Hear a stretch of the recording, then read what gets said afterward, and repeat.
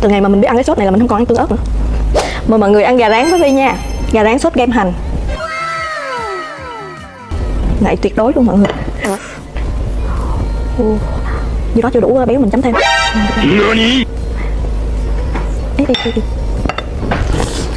Ngon quá, rau lắm mới được ăn trời buổi là chất lượng luôn á.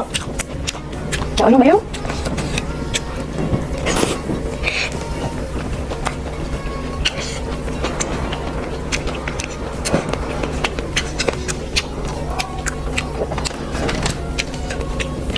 Siêu béo luôn mọi người.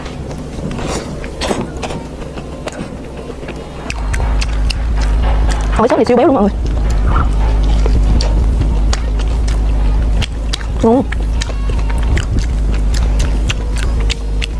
Từ ngày mà mình biết ăn cái sốt này là mình không còn ăn tương ớt nữa.